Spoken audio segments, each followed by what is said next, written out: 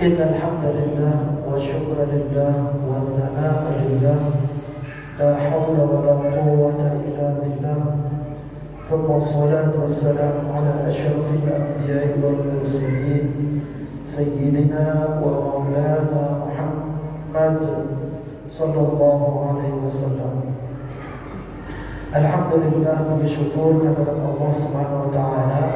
Pada petang hari ini pada salat maghrib kita kembali dipertemukan oleh Allah Subhanahu wa taala untuk melanjutkan rutinitas kegiatan kita, yaitu pengajian rutinitas pada salat maghrib, yang mana pada petang hari ini hari Senin malam Selasa insyaallah kita kembali tafsir Al-Qur'anul Karim. Dengan harapan mudah-mudahan Allah SWT meridhai kita, merahmati kita, dan Allah memberikan ilmu barakah buat diri kita. Semoga Allah memberikan kekuasaan pada diri kita sehingga kita diizinkan untuk dapat mengamalkan segala bentuk ilmu-ilmu yang Allah berikan pada diri kita. Amin. Dan harapan kita juga mudah-mudahan segala bentuk amal ibadah kita mudah-mudahan sudah sesuai dengan ketentuan syariat Islam dan Al-Quran ataupun hadis Nabi Muhammad sallallahu alaihi wasallam. Allahumma shalli ala sayyidina Muhammad wa ala ali sayyidina Muhammad. Salat serta salam atas junjungan Nabi besar Muhammad sallallahu alaihi wasallam. Tentu tidak hentinya kita selalu berharap mudah-mudahan hati kita, jiwa kita, seluruh anggota tubuh kita dipenuhi rasa cinta yang mendalam kepada baginda Rasulullah sallallahu alaihi wasallam.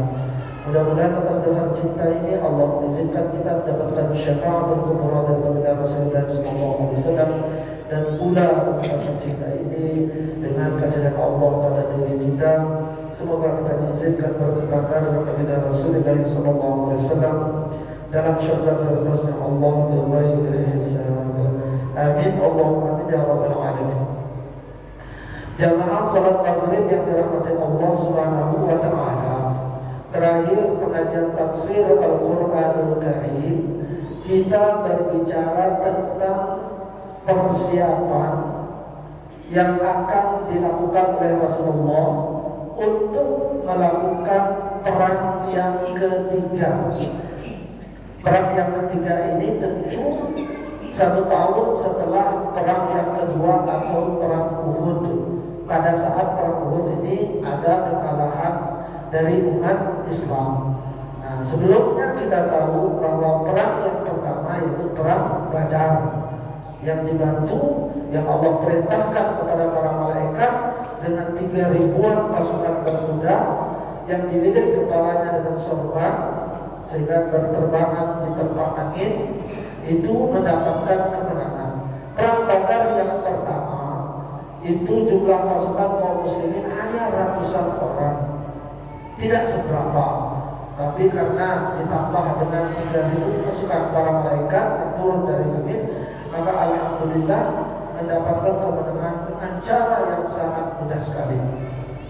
Perang Badar itu terjadi pada tanggal 17 Ramadan tahun 3 Hijriah. 17 Ramadan tahun 3 Hijriah. Dan itu kaum musyrikin itu yang meninggal dunia, yang terbunuh sampai ratusan, belum lagi yang tertawan. Kalau umat Islam hanya sekitar 14 orang pada saat perang Badar. Itu 17 Ramadan tahun 3 Hijriah.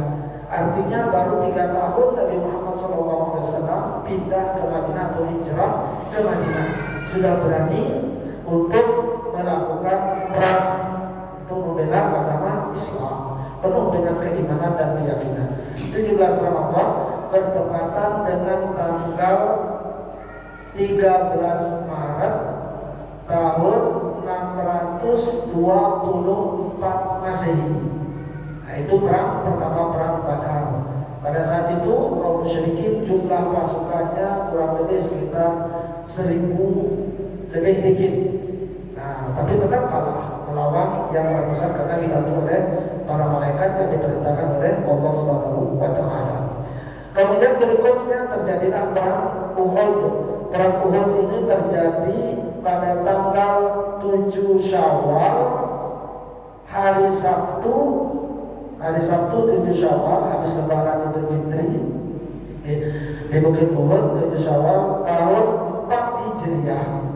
Nah ini setelah yang pertama 3 Hijriah, 3 tahun di Madinah, baru 3 tahun.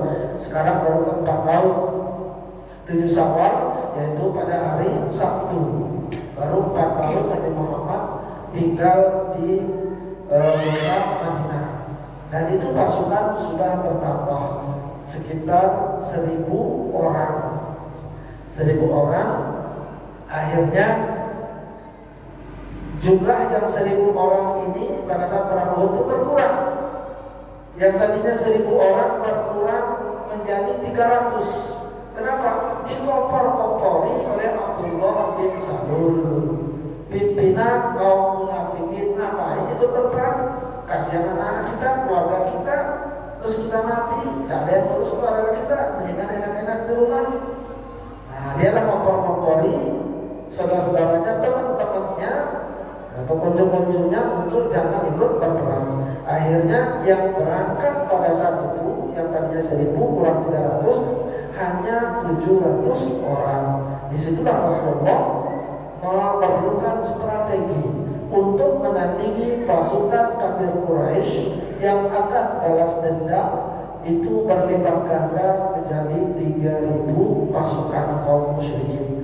Yaitu yang terjadi pada hari Sabtu tanggal 7 Syawal tahun 4 Hijriah, atau bertepatan pada tanggal 23 Maret tahun 625 Hijriah. Nah itu sudah, disitulah terjadinya kekalahan. Tentu Allah itu sudah sengaja membuat terjadinya kekalahan, karena Allah tidak redha terus-terusan umat Islam diselimuti oleh orang-orang munafik. Makanya ketika kaum muslimin dalam keadaan kalah pada saat perang Uhud, itu yang meninggal dunia itu 70 orang. 70 orang.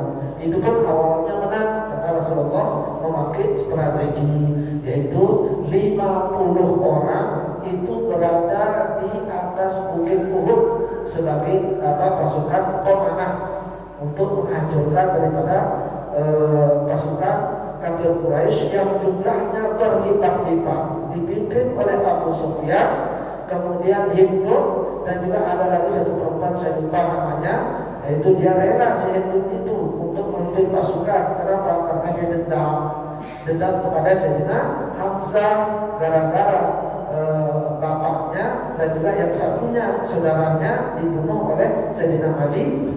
Begitu juga bapaknya dibunuh oleh Sayyidina Hamzah pada saat perang Badar, itu pun duel 1 lawan 1. Nah itulah akhirnya si Hindun ini bersumpah untuk balas dendam pada saat perang Uhud, dengan cara berbagai macam cara, dengan kelicikan mengintai dari celah-celah dari balik-balik yang memerintahkan budaknya Al-Wahsy ini untuk membunuh Sayyidina Hamzah, sehingga dia akan bisa terpuaskan apabila budaknya itu bisa sampai mengambil jantungnya Sayyidina Hamzah. Nah itulah Allah bikinkan kekalahan di sana agar supaya kelihatan jelas mana yang betul-betul beriman, mana yang pura-pura menjadi orang Islam. Ternyata disitulah pada saat akan perang Uhud itulah barulah ketahuan siapa yang mundur, siapa yang tidak mau, siapa yang munafik, siapa yang betul-betul ikhlas pada saat berjuang, siapa yang hanya semata-mata karena sesuatu duniawi seperti beberapa pasukan pemanah. Itulah Allah menampakkan di situ, walaupun dia ikut berperang, padahal Rasulullah sudah merintahkan apapun yang terjadi jangan sekali-kali kalian itu turun dari bukit Uhud, wahai para pasukan pemanah yang jumlahnya 50 orang. Sehingga yang bertempur di bawah itu jadinya berapa? Ya ini yang 700 berangkat 50, berarti yang bertempur infanteri di bawah itu melawan 3.000 orang itu adalah 650 orang melawan 3.000 pasukan kaum kafir Quraisy. Awalnya menang, tapi karena melanggar, karena dilihat daripada antara masa yang sudah banyak di bawah ditinggalkan oleh kafir Quraisy gara-gara mereka dipukul mundur oleh siapa? Oleh pasukan pemanah yang ada di atas bukit. Bukitnya itu tidak terlalu tinggi, bisa kita naik. Nah itu bagi yang sudah pernah berhaji, insya Allah sudah tahu pernah ke Madinah. Nah itu langsung ziarah ke bukit Uhud. Nah disitulah Allah bikinkan kekalahan, dipukul mundur itu pertama itu kafir Quraisy. Akhirnya dia langsung kocar kacir, barang-barangnya ditinggalkan, maka tinggal harta yang harta rampasan perang yang lumayan harganya tak ternilai harganya. Disitulah akhirnya orang-orang yang berjuang berjihad bukan karena Allah, walaupun dia ikut berangkat, kalau yang 300 sudah tak jadi ikut.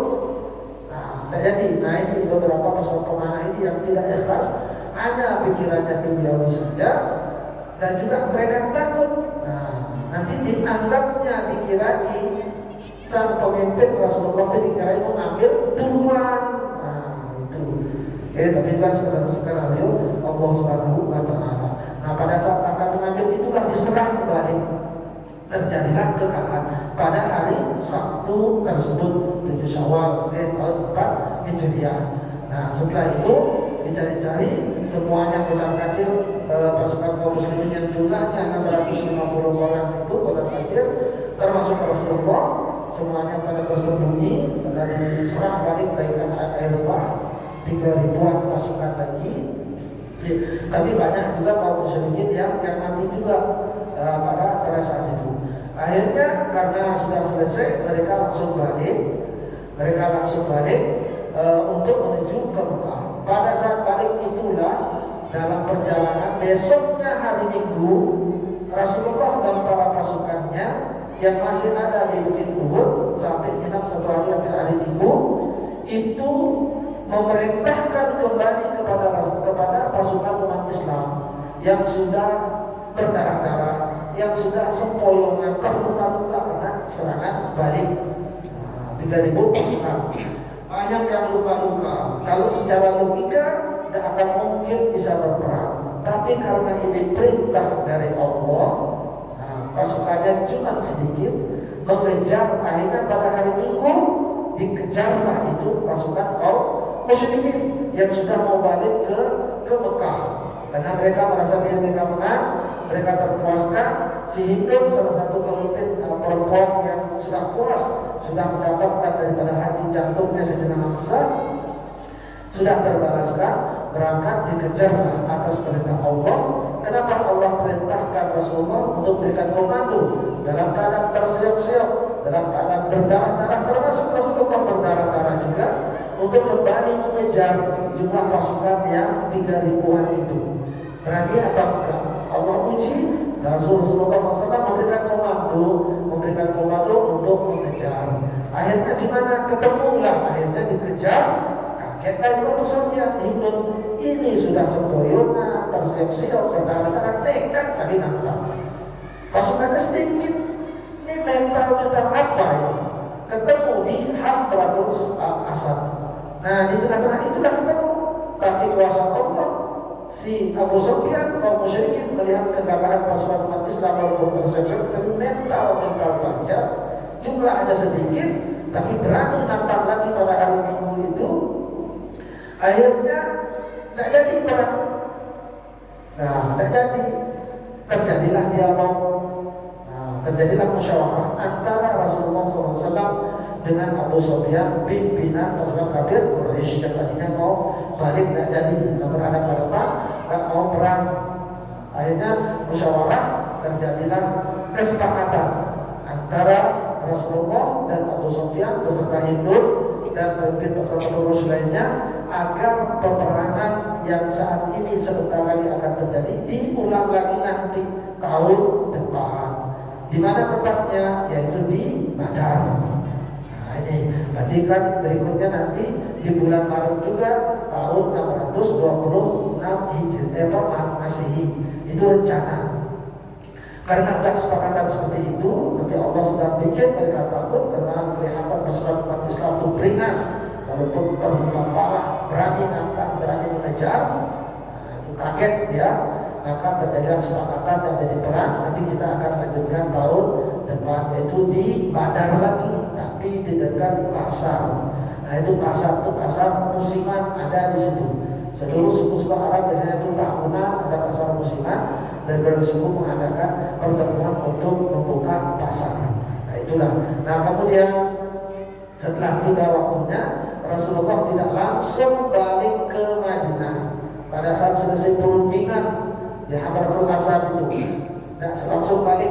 Tapi kaum musyrikin, karena udah mental udah jatuh di situ walaupun ribuan 3 pasukan, balik duluan, udah gak berani. Tinggal Rasulullah dan para pasukan. Apakah pulang? Tidak. Rasulullah itu diam di sana. Tidak tahu apa maksud Allah SAW. Tidak usah pulang dulu, istirahat dulu. Sampai beliau itu baru pulang ke Madinah pada hari Jumat. Barulah dia pulang dengan pasukan ke Madinah. Jadi berhari-hari nginap di situ, nggak mau pulang, istirahat, yang luka-luka diobati. Sudah setahun kemudian, nah disitulah Allah menurunkan firman Allah SWT yang sudah kita bacakan lalu, bahwa Allah memuji kepada para pasukan yang sisa-sisa tinggal sedikit dalam keadaan terluka, berani mengejar pasukan kaum musyrikin. Nah, dalam keadaan tersenyum berdarah-darah, berani nantang lagi. Nah itu yang tadi cuma mereka akhirnya pasukan turun tidak berani, itu kesepakatan. Nah pas sudah menjelang tahun berikutnya, sesuai kesepakatan, maka Rasulullah pun mempersiapkan diri kembali mengerahkan pasukannya, yang jumlah pasukan yang sudah disiapkan 1.500 orang untuk menunaikan janji mengadakan pertempuran kembali di Badar. Nah peperangan yang kedua di Badar ini di tempat yang sama tapi di dekat Asram, tapi ini agak jauh dengan tempat yang pertama. Itulah namanya perang Badar Sughra, perang Badar kecil. Itulah kaum musyrikin juga sudah berangkat. Nah ketika di perjalanan ketemu dah dia dengan apa, yaitu Sa'id Al-Ashja'i. Nah langsunglah Abu Sufyan kembali jadi pimpinan, memberitahukan, tolong kasih tahu Rasulullah, akan saya kasih kamu hadiah yang besar sekali. Nah, gimana caranya biar Rasulullah dan pasukannya ingkar janji? Kalau sudah dia ingkar janji, ya jatuhkan mentalnya. Jatuhkan mentalnya agar tidak jadi, agar tidak mau Rasulullah dan pasukannya berangkat untuk menunaikan kesepakatan yang tahun lalu untuk perang di Badar lagi, perang yang ketiga. Nah, nanti kalau kamu berhasil, akan saya kasih kamu harta yang berupa 10 ekor kuda yang paling mahal-mahal. Akhirnya berjalanlah itu si Sa'id Al-Ashja'i menemui Rasulullah. Pada saat sampai di Madinah, disitulah si Sa'id Al-Ashja'i itu melihat Rasulullah dan para pasukannya itu mempersiapkan diri untuk berangkat menuju ke Badar. Jumlah pasukan 1.500 orang. Lalu si Sa'id mengatakan, ya Rasulullah, engkau dengan pasukan mau ngapain? Katanya. Kata Rasulullah, ya tentu saya akan berperang untuk menepati janji dengan Abu Sufyan, bahwa waktu tahun lalu di Hadratul Asad kita sudah sepakat di situ untuk kembali berperang. Nah itu di Badar lagi tapi dekat pasar. Itulah apa katanya si Sa'id Al-Ashja'i ini. Nah yang bin Sa'id Al-Ashja'i ini mengatakan, sudahlah Rasulullah, ya Muhammad, batalkan saja. Kenapa memangnya? Pasukannya terlalu berlipat-lipat, sangar-sangar. Yastaghfirukum, engkau akan dilaporkan, engkau akan hancur berkeping-keping. Nah itulah kertakan daripada wali syaitan. Wali syaitan itu siapa? Yaitu si Sa'id Al-Ashja'i ini ngompor-ngompori biar jatuh mentalnya Rasulullah. Nah ketika mendengar kertakan daripada Sa'id Al-Ashja'i seperti itu, apa kata Rasulullah? Kami tidak takut. Begitu juga para pasukan, hasbiyallahu wa ni'mal wakil. Nah, ini yang kita amalkan tiap hari 200 kali. InsyaAllah segala bentuk urusan kita akan terselesaikan dengan izin Allah. Hasbiyallahu wa ni'mal wakil. Lalu Rasulullah jadi komando, ayo kita berangkat sesuai dengan janji. Jangan takut, jangan gentar, walaupun sudah diberitahukan oleh Sa'id Al-Ashja'i. bahwa pasukannya terlalu berlipat-lipat kayak air bah akan dihancurkan. Jangan takut, jangan gentar. Yang mau ikut, ayo berangkat. Tapi kalau tidak ada yang ikut, saya berangkat sendiri akan menghadapi ribuan pasukan kaum musyrikin. Itu Rasulullah sendiri yang mengucapkan. Ketika Rasulullah bilang begitu, kalau tidak ada yang mau ikut, tidak apa-apa, saya berangkat sendiri. Nah itu akhirnya yang lain pun tambah semangat. Jadilah mereka berangkat membawa perlengkapan yang diperlukan. Namun dengan kuasa Allah lagi, ditambahlah ingin menjatuhkan mental Rasulullah dan para pasukan kaum muslimin, justru tidak berhasil. Lewat utusan. Malah sebaliknya, si Abu Sufyan dan para pasukannya ternyata tidak jadi melanjutkan perjalanan karena semakin takut. Yang dia khawatirkan, dia trauma pada saat perang Badar. Karena pada saat perang Badar itu umat Islam itu kok mentalnya itu kayak singa yang kelaparan. Karena pasukannya sedikit, apalagi Sayyidina Hamzah, belum lagi yang lainnya. Diajak duel tanding 1 lawan 1, semuanya menang, malah mereka yang kalah. Jadi berpikir ulang, takutlah dia, akhirnya nggak jadi berangkat. Padahal Rasulullah SAW dan para pasukan dengan 1.500 sudah sampai di Badar, sudah sampai di dekat pasar, dan kebetulan pasarnya tutup jadinya karena mau perang. Nah, tutup, akhirnya tiba-tiba ya sudah, karena nggak jadi perang, pasar jadi buka. Kemana itu sih Abu Sufyan dan pasukan itu nggak datang, karena nggak datang, ternyata nggak jadi perang. Pasar pun akhirnya jadi buka. Karena pasar nggak jadi buka, para pasukan yang membawa barang-barang perbekalan perang, makanan atau apapun itu, barang-barang yang bisa dijual, akhirnya nggak jadi perang.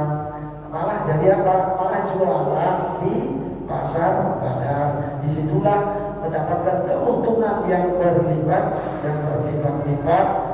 Gak jadi perang, gak jadi luka, gak ada yang meninggal dunia, malah balik ke Madinah, gak ada jadi perang, malah membawa harta yang berlimpah-limpah. Nah, inna ma dzalikum al-qaidakum innan nas asy-syaitan yukhaffu awliya'ahu al-kuffar.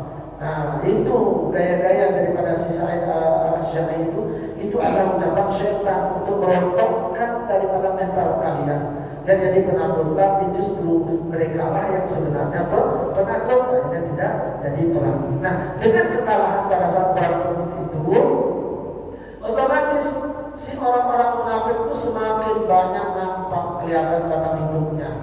Yang tadi tidak nampak, Islam pura-pura, taat, segala macam, disitulah kelihatan. Begitu juga yang berjuang karena duniawi, karena harta, hanya ingin meraih harta rampasan perang. Nah, pada saat sudah tersiar bahwa kemenangan kaum musyrikin, nah yang tadinya orang-orang yang kepingin memeluk Islam, baik itu di Mekah ataupun di kota Madinah, tiba-tiba mendengar bahwa Rasulullah sudah mati terbunuh dan umat Islam kocar-kacir, itu berita tersiar, akhirnya banyaklah orang-orang itu kembali menjadi murtad karena sudah dianggap habis sudah, padahal tidak. Padahal pada saat ini untuk ngejar lagi, seperti yang saya ceritakan tadi. Nah, karena banyaknya orang-orang kembali murtad, karena dianggap Islam itu sudah punah, Rasulullah sudah mati terbunuh, semuanya sudah hancur kacau balau, akhirnya banyak yang kembali menjadi murtad. Rasulullah pun akhirnya merasa sedih. Kenapa terjadi hal seperti itu? Padahal Allah sengaja membuat seperti itu biar jelas bahwa mana yang betul-betul beriman, mana yang pura-pura, mana yang karena harta duniawi. Kenapa? Karena Allah tidak redha orang Islam, orang mukmin betul-betul lillahi ta'ala masih bercampur baur dengan orang-orang munafik, masih bercampur baur dengan orang-orang kafir, apalagi yang pura-pura, dan Allah tidak redha. Sekaligus ini juga sebagai pembelajaran. Nah, karena Rasulullah itu merasa kecewa, merasa sedih dengan terjadinya hal-hal seperti itu, banyak yang kembali murtad, maka Allah pun menurunkan surat Al-Imran ayat 176. Pulang-pulang banyak yang murtad. A'udzubillahi minasyaitonir rajim. Bismillahirrahmanirrahim. Wa la yahzunka allazi wala yahzunka alladziina yusari'una fil kufr, atau wala yuhzinka alladziina, wala yahzun itu fi'il sulasi mujarrad namanya dari hazana yahzun. Nah kalau yuhzinuka alladziina dari ahzana yuhzinu ihzanan fi'il sulasi mahzin namanya bisa diharfu wahid. Maka satu bisa dibaca wala yahzunka alladziina dan seterusnya, atau wala yuhzinka alladziina yusari'una fil kufri. Hai Muhammad, janganlah engkau dibikin merasa sedih, merasa kecewa gara-gara perang kalah perang Uhud terus banyak orang itu kenapa kembali kemana? Yusari'una fil kufri, semua pada balik menjadi murtad lagi. Karena melihat Islam sudah hancur, sudah lemah. Padahal itu biar jelas tujuan daripada Allah membuat kekalahan Muslim. Ayat ta'ala fihi saliman. Benar-benar langsung terjadi, kelihatan langsung balik ke agama nenek moyang mereka, langsung mereka jadi murtad. Nah, saking lemahnya imannya, atau saking kurang-kurangnya dia masuk Islam karena merasa takut, seperti jumlah kaum munafikin yang ada di Madinah sekitar 300 orang dipimpin oleh Abdullah bin Salul, orang asli Madinah.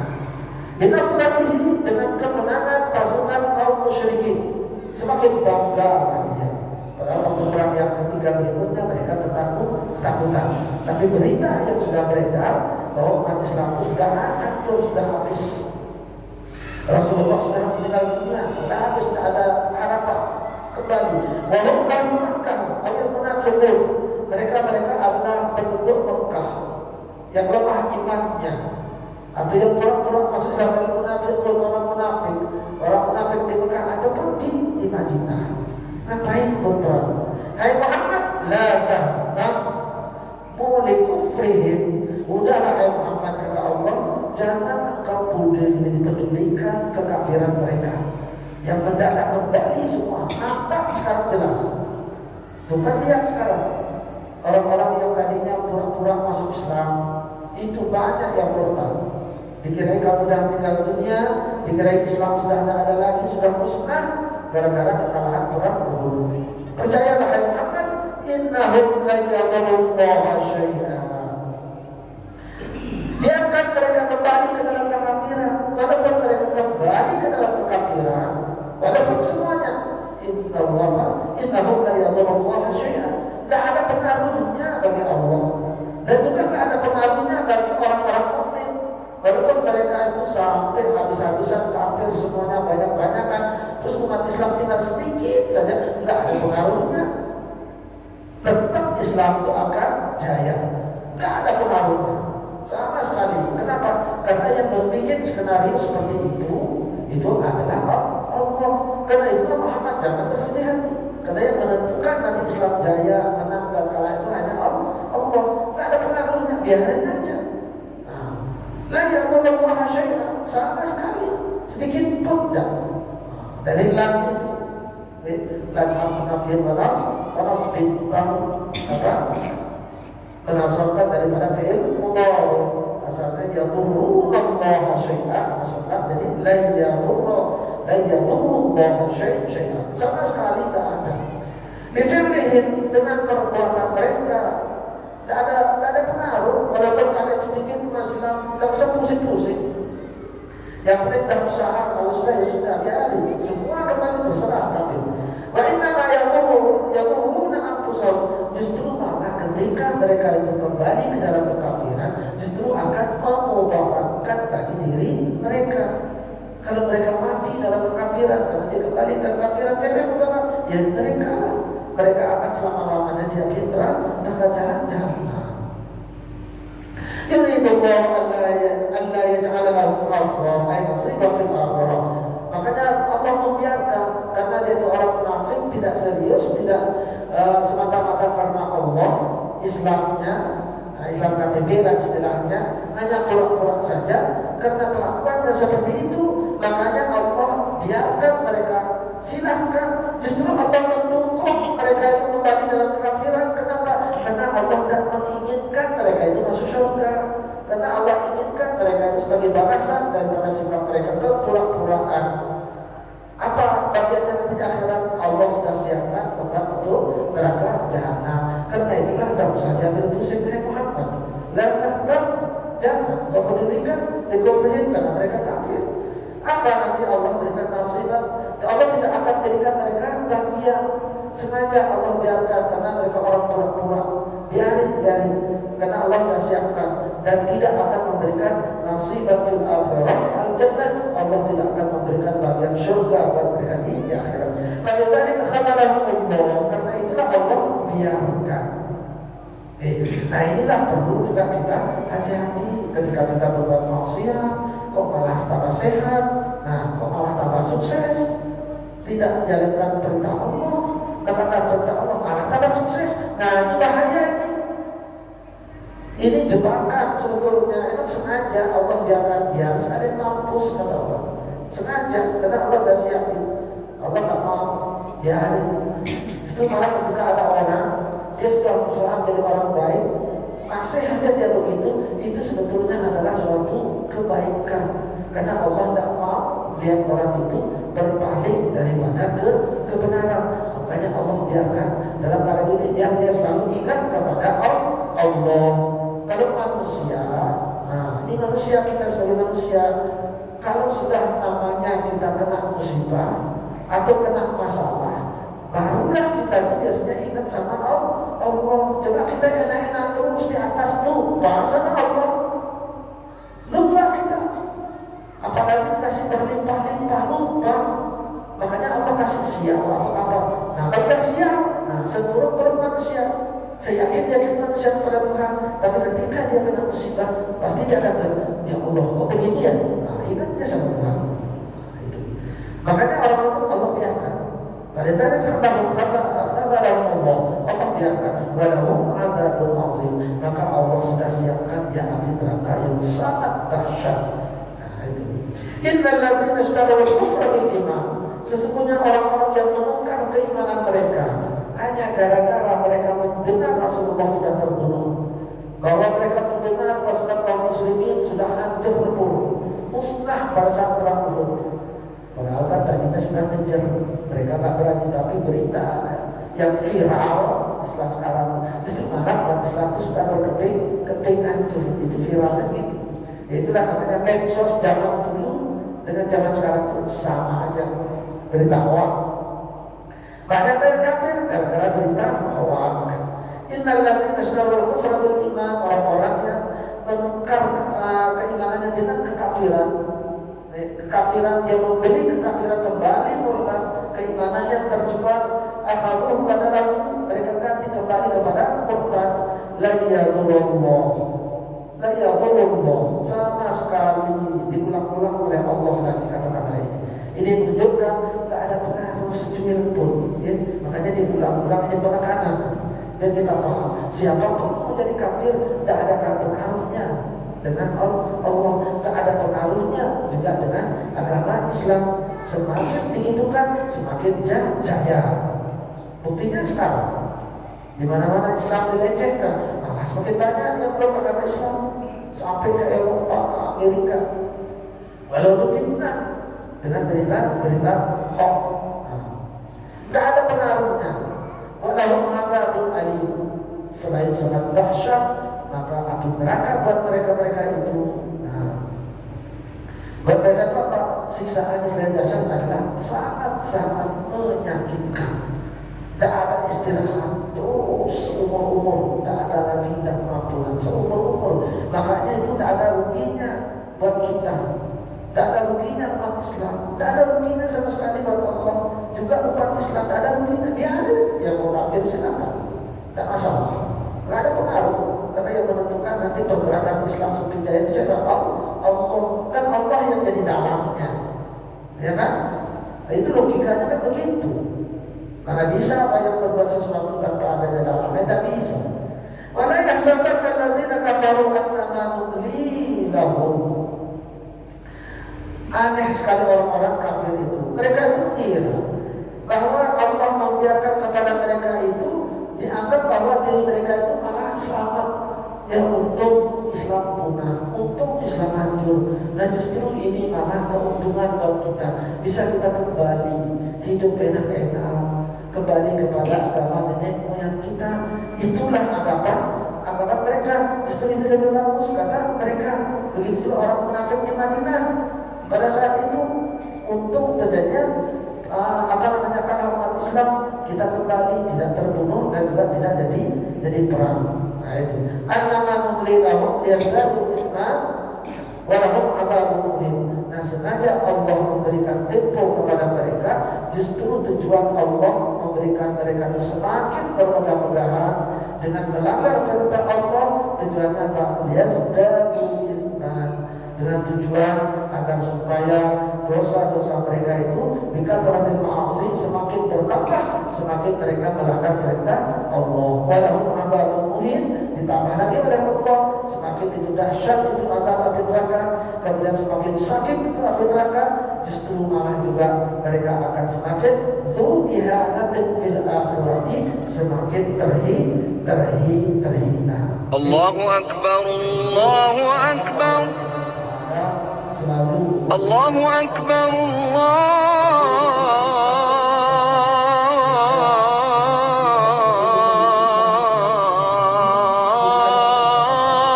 akbar. semata-mata iman kita lillahi ta'ala. Yang kedua kesimpulannya, jikalau kita melanggar perintah Allah, ingat itu, jikalau kita umpamanya melanggar perintah Allah, lalu kita selalu mendapat keuntungan, itu kita harus hati-hati dan waspada. Bahaya. Kenapa? Karena tujuan Allah itu biar kita matinya itu su'ul khotimah. Karena Allah itu udah tak suka dengan kita. Karena Allah itu sengaja biar dia itu mati masuk neraka. Kita sedemikian, semoga Allah menyelamatkan kita, jadikan kita orang-orang mukmin, dan semoga nanti ketika Allah mengambil kita suatu saat hadiratnya, semoga kita termasuk orang-orang yang husnul khotimah. Amin. اللهم صل على محمد أعوذ بالله من الشيطان الرجيم بسم الله الرحمن الرحيم اللهم صل على سيدنا محمد وعلى آل سيدنا محمد الحمد لله رب العالمين الحمد لله رب العالمين حمدا شاكرا حمدا ناعما حمدا يوافي نعمه ويكفي مزيدا يا ربنا لك الحمد كما ينبغي لجلال وجهك وعظيم صلى الله عليه الكريم صل وارض الله تعالى عن سيدنا واصحاب سيدنا رسول الله تعالى اجمعين اللهم اغفر لنا ذنوبنا ولوالدينا وارحمهم كما ربونا صغارا وشيخنا واساتذتنا ولجميع المسلمين والمسلمات والمؤمنين والمؤمنات الاحياء والاموات وتابع بيننا وبينهم بالخير رب اغفر وارحم وانت خير الراحمين ولا حول ولا قوة إلا بالله العلي العظيم ربنا آتنا في الدنيا حسنة وفي الآخرة حسنة وقنا عذاب النار وقنا عذاب النار وقنا عذاب النار وصلى الله على خير خلق سيدنا محمد وعلى آله وصحبه وسلم سبحان ربك رب العزة عما يصفون وسلام على المرسلين والحمد لله رب العالمين. ثم السلام عليكم ورحمة الله وبركاته.